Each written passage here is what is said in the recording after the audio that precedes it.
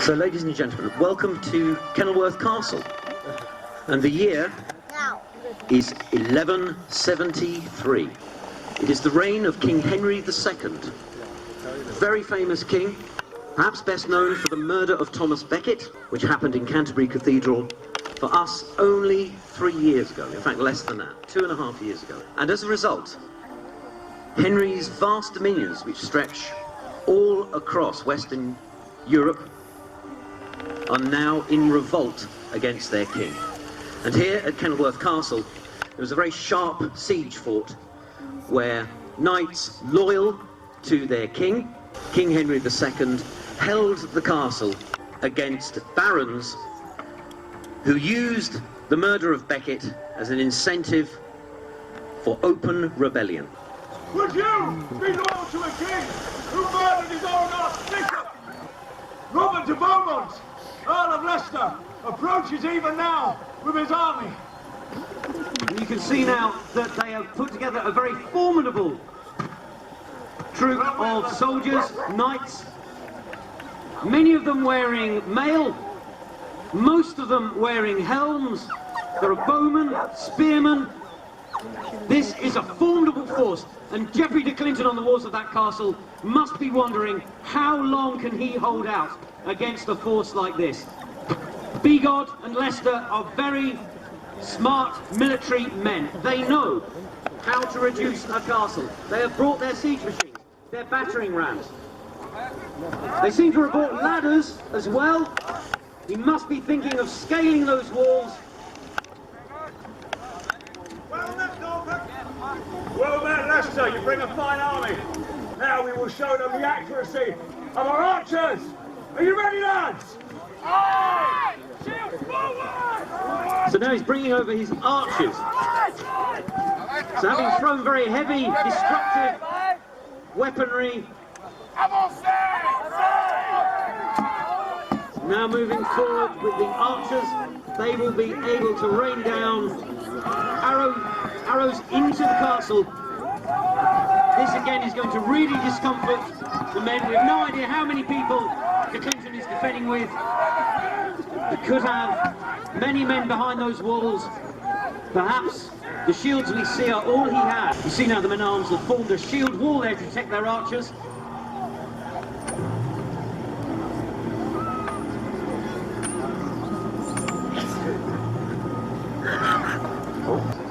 Will they reply? The walls are high.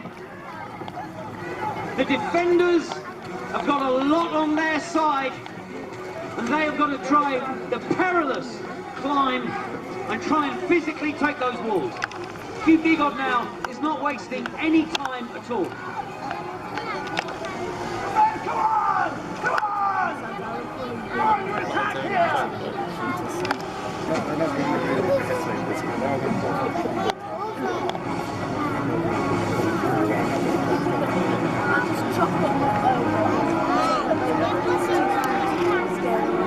But now it is time to go for the only real weak spot in that wall, the gate.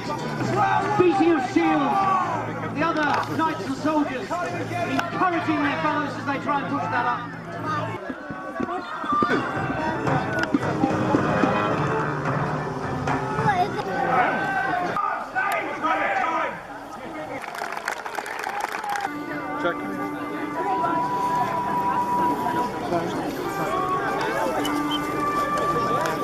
So, ladies and gentlemen, you can see now riding across the field, we have in the front of these riders, there is Hugh Bigod, the Earl of Norfolk. Hugh Bigod, although a rebel, he is a chivalrous knight. Is the Earl of Leicester and Hugh Bigod. They've formed their camp there, and they seem to be pulling their soldiers together. They must be ready to resume the attack on the castle.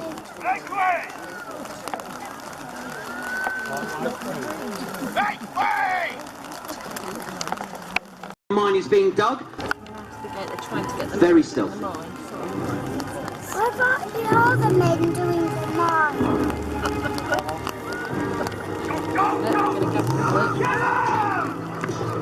There's a sharp fight there in front of the mines. He sent one of the miners to run off and get help. They are lightly armed. They're against knights with shields and swords. There is nothing they can do. But now in comes the Earl of Norfolk. A big cheer.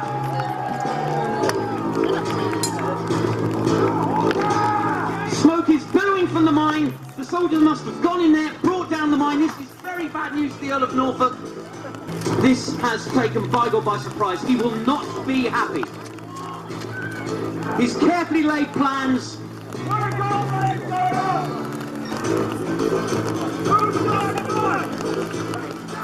was guarding the damn mine? No one!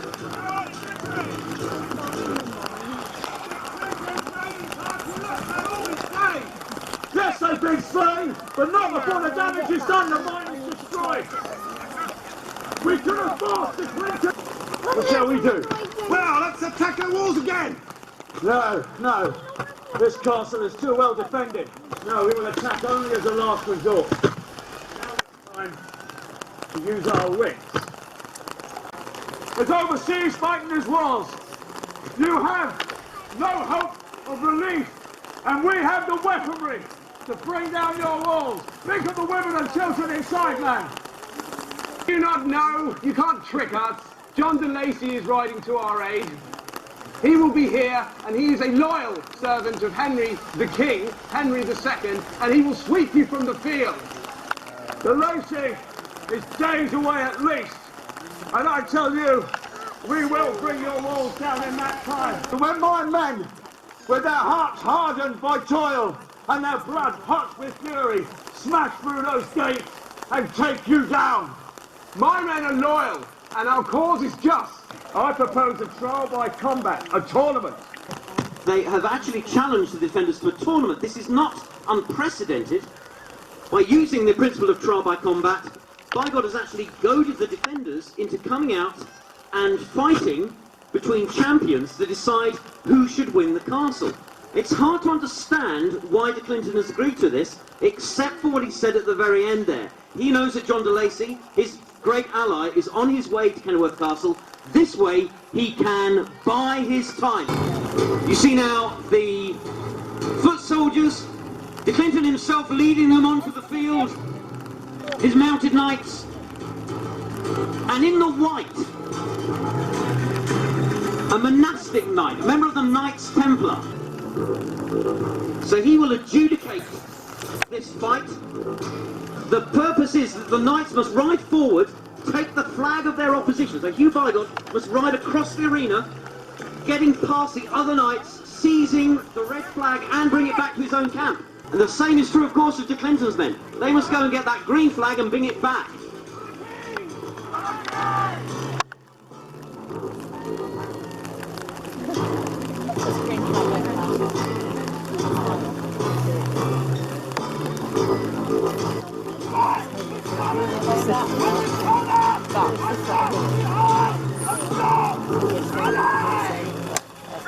Bigod not wishing to take the flag, needing to deal with the knights opposing him first.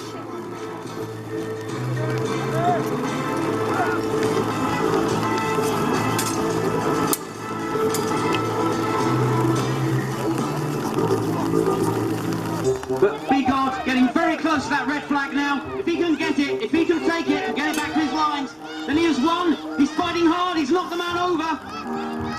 He's thrown away his sword because he has the flag. Ladies and gentlemen, a big cheer!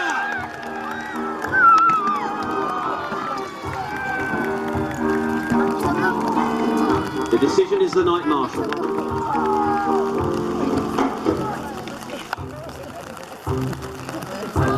Your flag has fallen to me. My horsemen have proved themselves superior. Let us fight on foot then, my lord. You wish to fight a melee on foot? Right. Very well. Do you not believe that God wills us?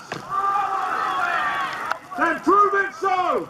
And the whole point of the exercise is to knock off the crest from the opposite team. You can see there in the centre, de Clinton is walking towards his men holding a red streamer which is attached to the crest, which will be placed upon the helm of one of his men.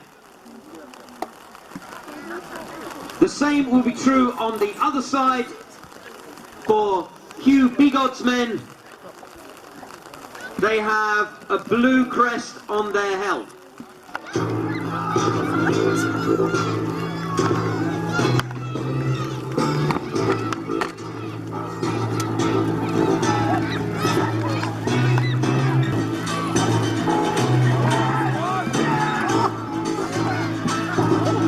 Have actually started to boil over.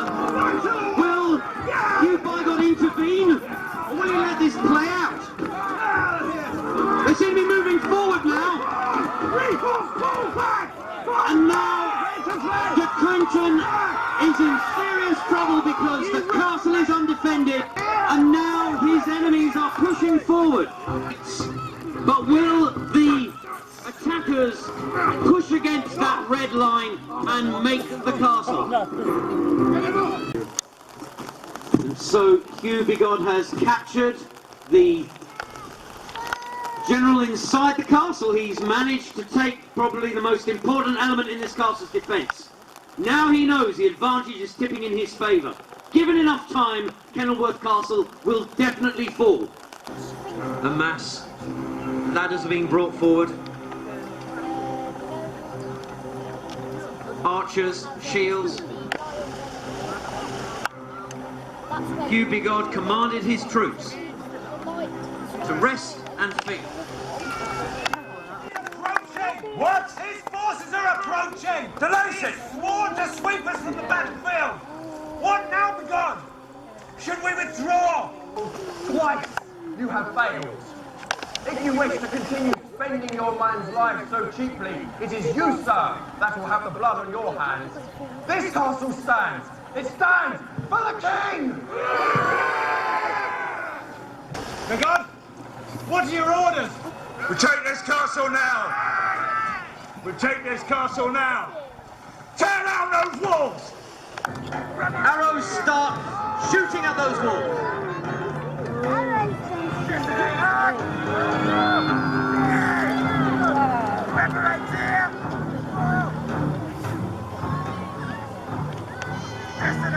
The defenders keeping their heads down, their shields up.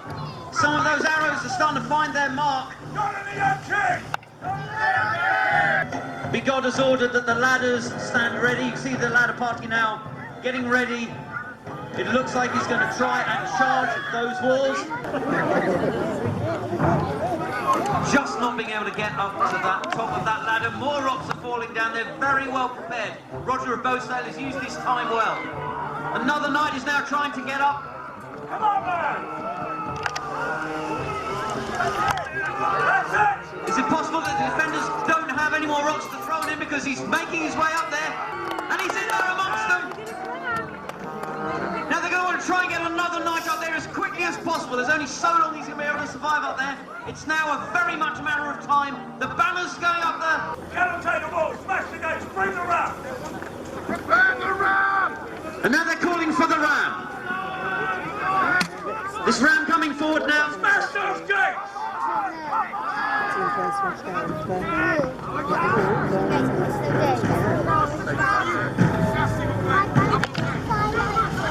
Gunfire, fire, quick fire, artillery! Stand ready! Then, burn it down! So he's now commanded that his siege artillery shoot at the walls, and he's saying, burn it down. And now it seems the gates are opening, and the defenders are trying to rush out.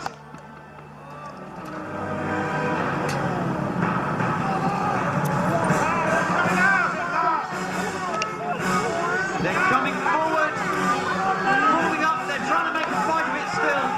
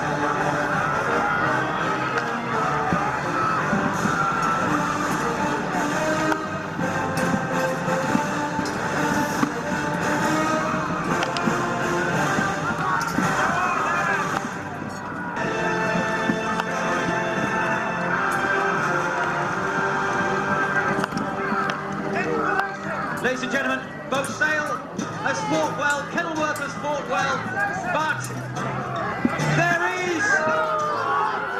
The cavalry have arrived! The cavalry have arrived! John de Lacy and his men have come.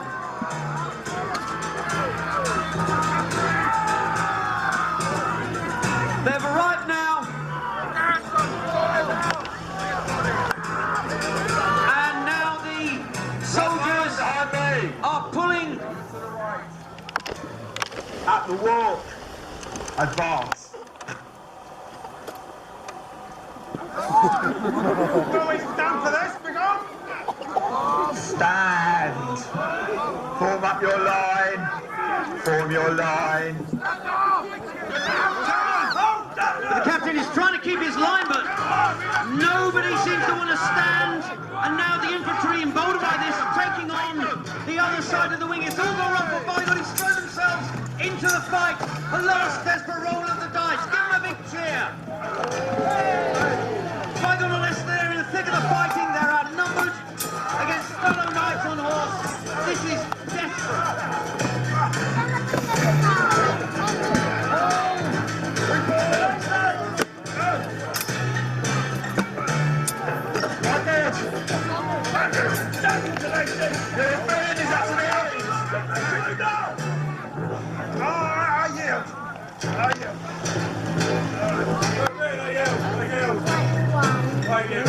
Your rebellion is at an end. King Henry has done penance for Becket. Will you surrender? I ask Leicester. only that I can march my army away from these castles. Bigod, the king has promised justice and fairness for all who have rebelled. Will you surrender? I'll surrender to any king so long as he is just. Then lay down your arms and let us restore peace to England, my lords. God save the king! God save the king! And so, with the order of law restored, the captain of Bigod's men in disgust, walking back, throwing his gauntlets to the ground, Bigod and Leicester have surrendered the castle, or their assault on the castle. Ladies and gentlemen, they have asked only that they may be allowed to march their men from the field. And ladies and gentlemen, I'm sure you'd love to give them a big round of applause for the excellent work they have done this day. To oppose